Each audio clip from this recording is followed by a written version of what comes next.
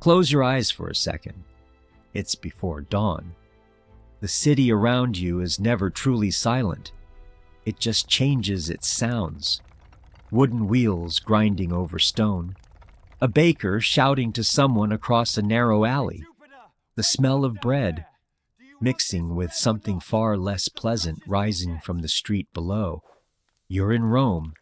The year is 100 AD, and this city, this impossibly loud, impossibly alive city, is home to 1 million people. You are not an emperor. You're not a senator. You are not a gladiator.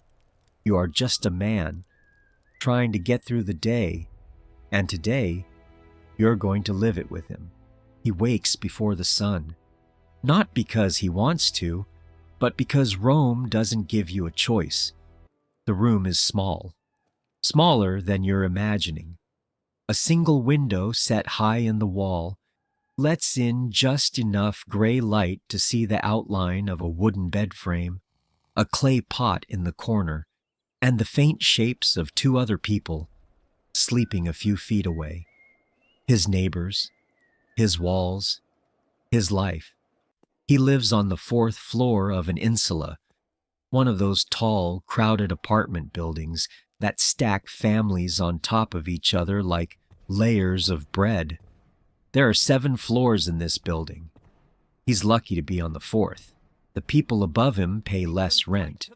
They also carry water, up more stairs, live closer to the fire hazard of the floors above, and breathe air that smells like everything that happened on the floors below them.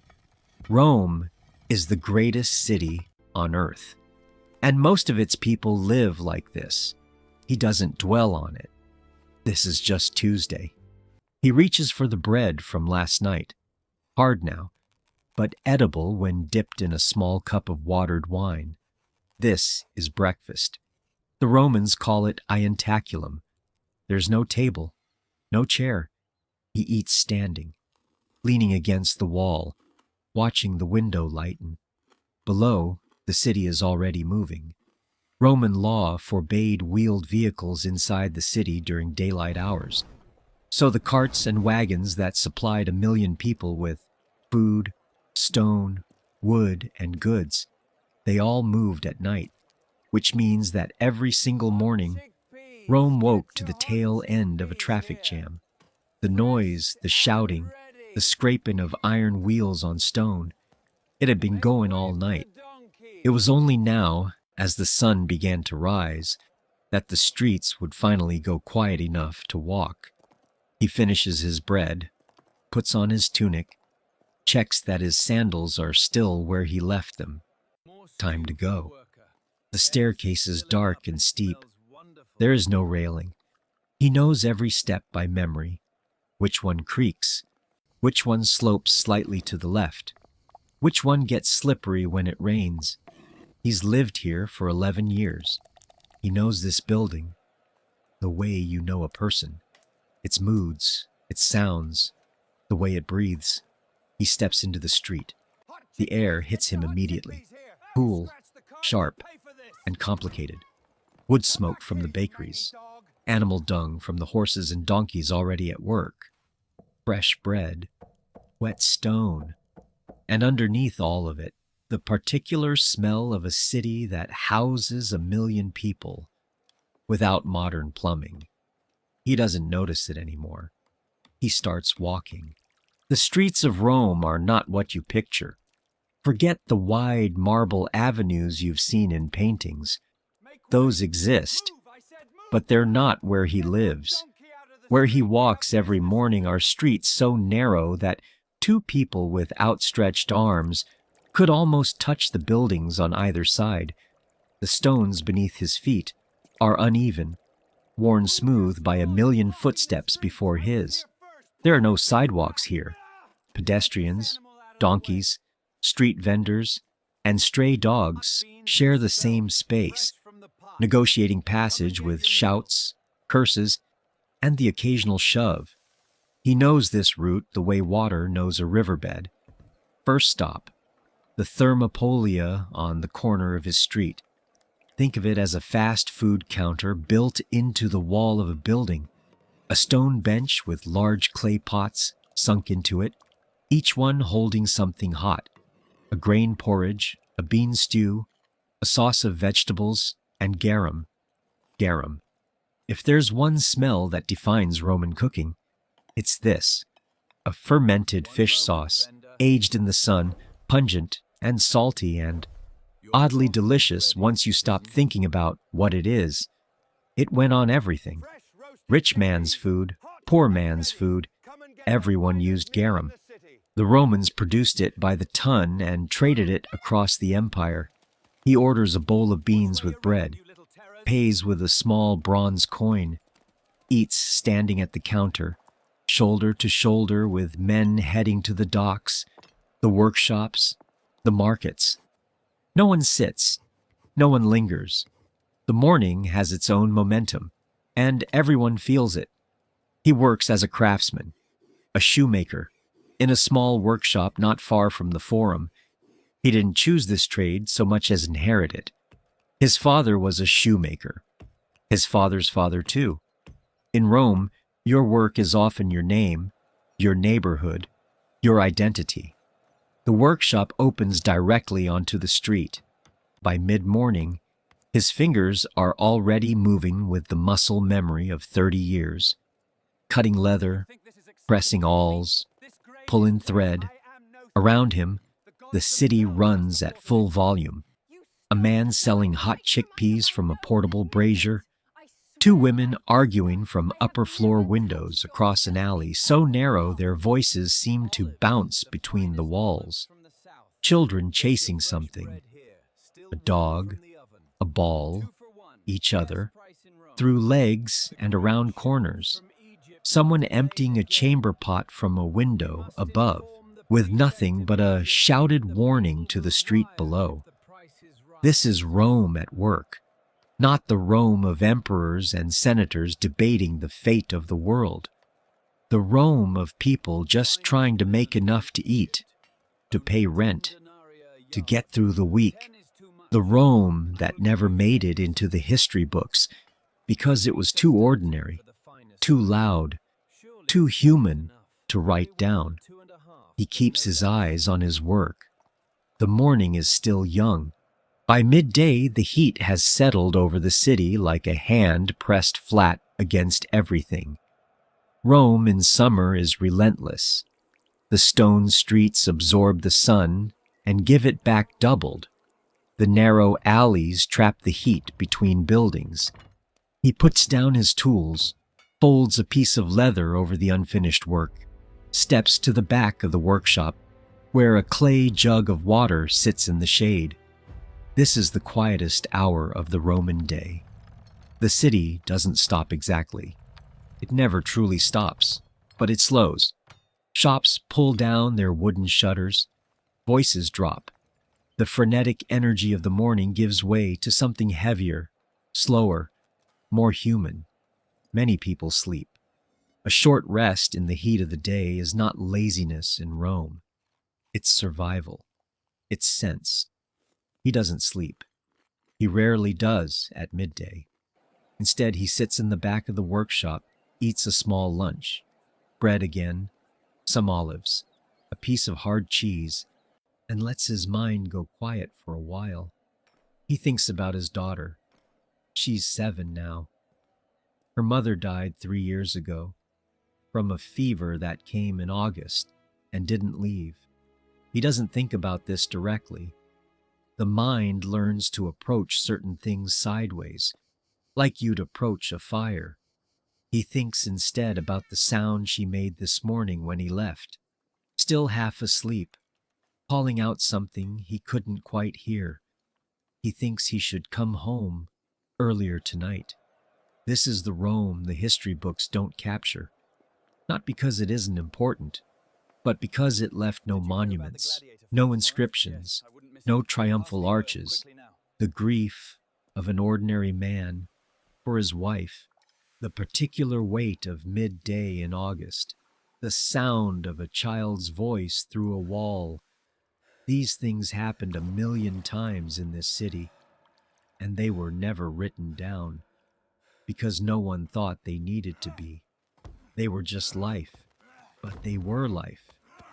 The afternoon begins to move again. He returns to his work. The light has shifted. It comes now from a different angle, longer and more golden. This is when the thermae open. The public baths of Rome are not what we would call a spa. They are something far more democratic, far more strange, far more wonderful than that. For the price of a coin so small it barely existed, any Roman citizen could walk through those doors and enter a world completely different from the one outside. There were hot rooms and warm rooms and cold plunge pools, exercise yards where men wrestled and ran and threw heavy stone balls at each other, massage tables, barbers, food vendors working the corridors, men playing board games on benches in the warm steam. He goes every afternoon he can, not just for the washing, though after a day of working leather in August heat, that part is not optional. He goes because the baths are where you find out what is happening in the world, who has died, who has risen, what the emperor is said to have done. The baths are Rome's newspaper, Rome's social club, Rome's living room, all compressed into one steaming, noisy, democratic space. He floats in the cold water, closes his eyes, lets the sounds wash over him. For a moment, just a moment, the weight lifts. He leaves the baths as the sun begins its final descent. The light at this hour is the best light Rome has. It comes in low and sideways, turning the white marble of the public buildings gold, catching the dust that hangs permanently in the air, and making it look almost beautiful. Almost. The shadows are long now, stretching ahead of him as he walks. He stops at the Forum on the way home, not for any particular reason, the way you might stop somewhere familiar, not because you need to, but because it anchors you. There are temples here, law courts, money changers, and scribes for hire, men who will write a letter for you if you can't write yourself, for a small fee, with discretion guaranteed.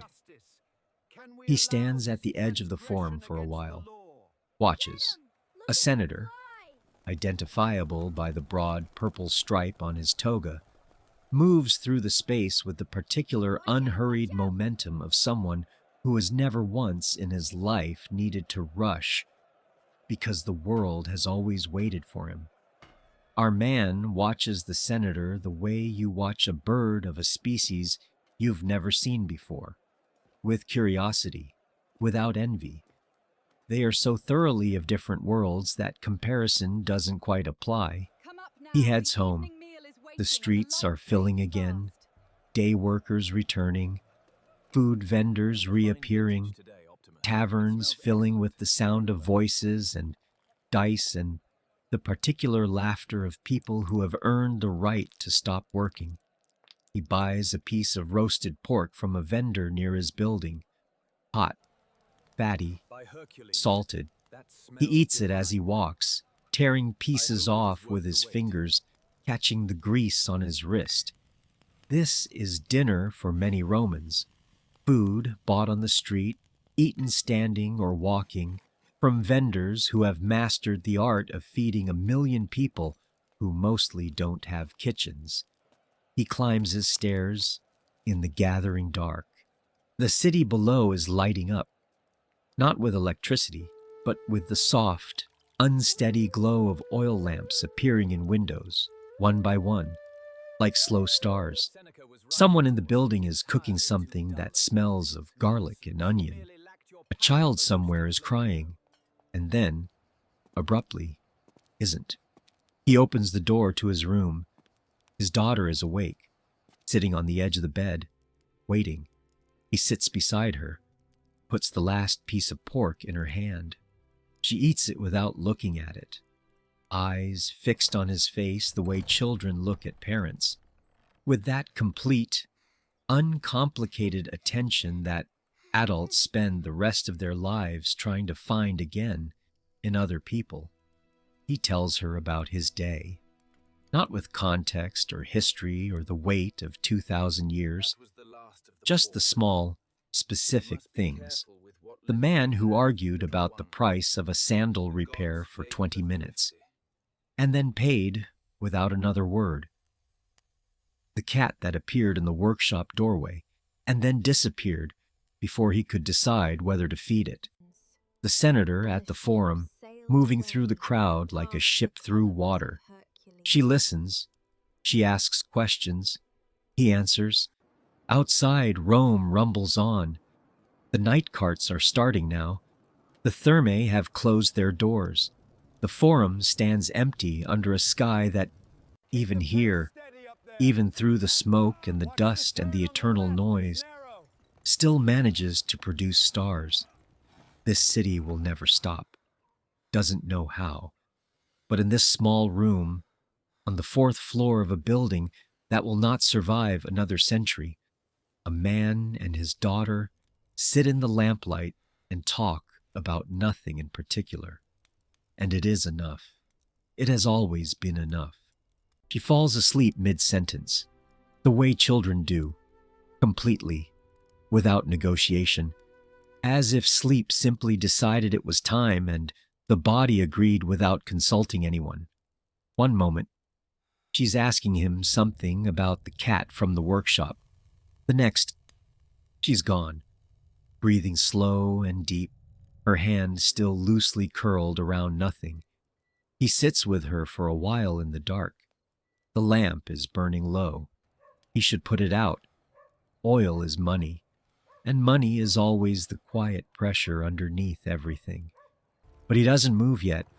He listens to the city outside the window, the carts, the distant argument that has either resolved or moved elsewhere, a dog barking at something it will never catch, the sound of Rome at night, which is not silence, but a different kind of fullness, lower, slower, more honest than the day.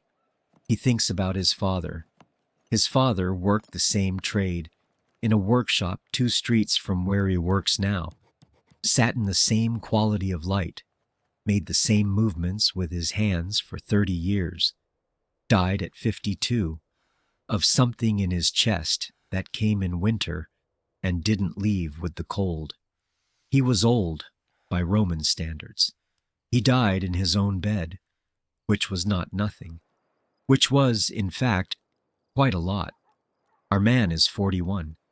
He has his health, more or less. He has his work. He has this room. He has the child sleeping beside him, who carries her mother's eyes, and his mother's stubbornness, and something entirely her own that he can't name yet, but recognizes every time she laughs.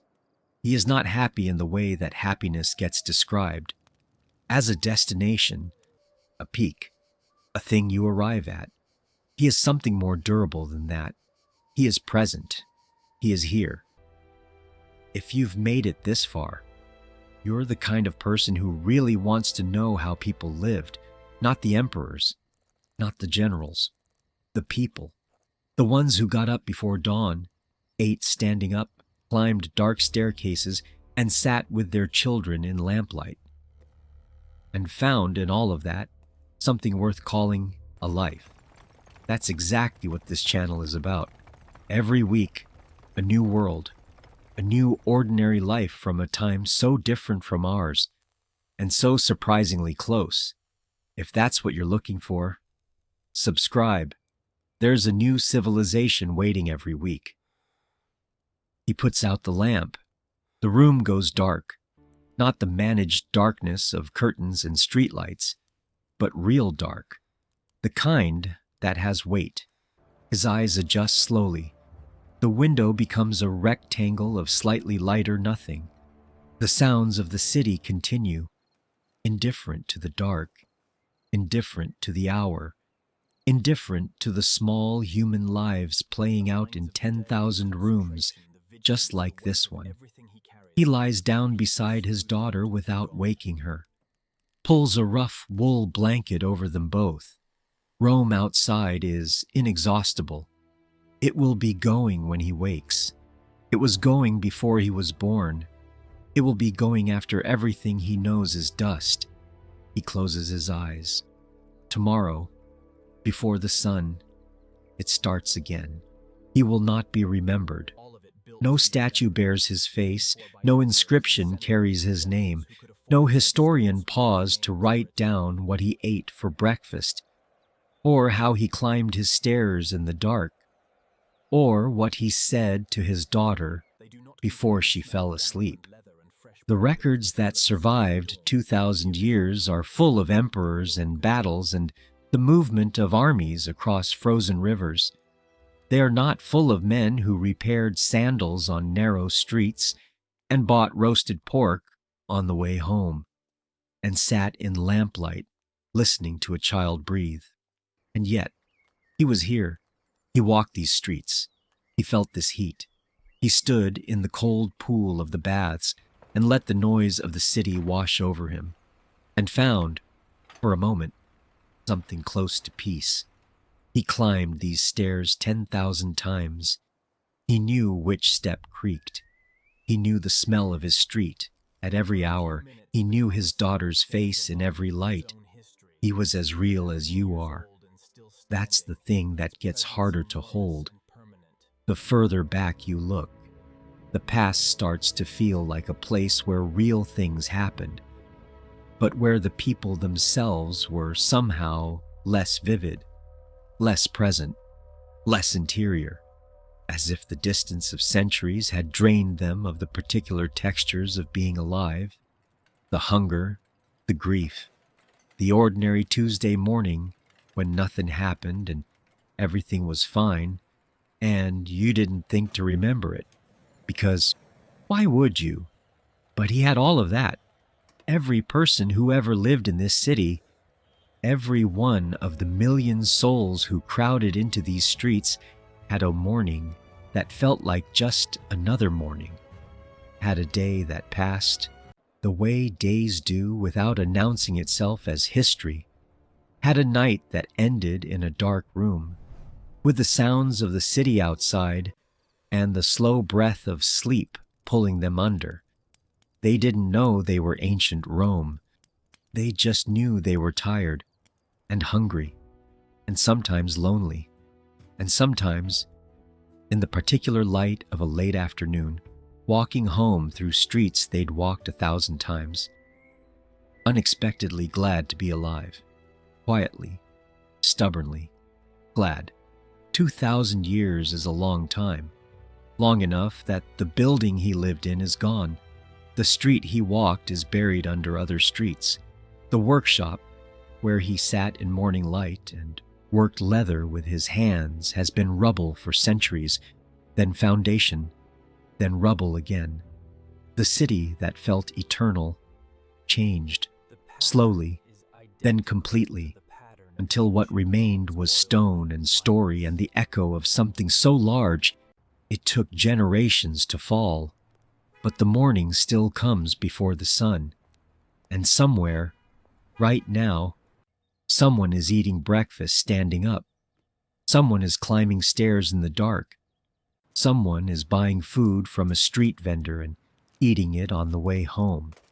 Someone is sitting beside a sleeping child in a quiet room, listening to a city that never stops. The details change. The feeling doesn't. That's what history is. When you strip away the dates and the battles and the names of emperors, it's the record of people trying to get through the day, of ordinary lives lived with more dignity, more feeling, more texture than the history books have time to mention. He got through his day. So did a million others like him. So will you. If this video made ancient Rome feel a little closer, a little more real, a little more human, share it with 5 people who would feel the same. And leave a comment. Not about the video, about the moment that stayed with you, the detail that landed, the part where Rome stopped being the past and started being something else. Tell me what you want to see next. Which civilization? Which life?